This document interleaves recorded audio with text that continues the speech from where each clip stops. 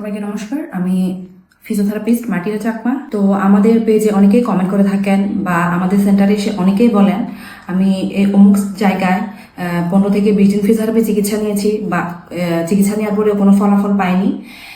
এটার কারণ হতে পারে আপনার প্রবলেমটা একটু কমপ্লেক্স, অথবা আপনাকে অন্য কোনো স্পেশালিস্ট দেখাতে হবে, অথবা হচ্ছে ভুয়া ফিজিওথেরাপিস্টের কাছ থেকে ফিজিওথেরাপি চিকিৎসা নিয়েছেন। তো আজকে আমি মেইনলি যে বিষয় নিয়ে কথা বলতে আসছি ওটা হচ্ছে ভুয়া ফিজিওথেরাপিস্ট বা হাতুড়ে ফিজিওথেরাপিস্ট।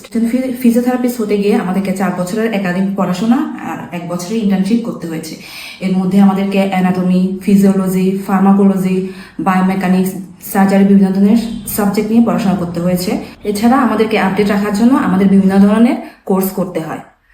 তো আমাদের ফিল্ডে অনেকেই ভুয়া ফিজিওথেরাপিস্ট আছেন যারা হচ্ছে 3 মাস বা 6 মাসের ট্রেনিং করে নিজেদেরকে হচ্ছে ফিজিওথেরাপিস্ট পরিচয় দিয়ে থাকেন। এমনকি আমাদের মধ্যে অনেক ফিজিওথেরাপিস্টও আছেন যারা হচ্ছে এই ধরনের 3 মাসের বা 6 মাসের ট্রেনিং করে থাকেন, যা আমাদের প্রফেশনের জন্য অত্যন্ত ক্ষতিকর, এমনকি পাশাপাশি হচ্ছে রোগীদের জন্য সমান ক্ষতিকর।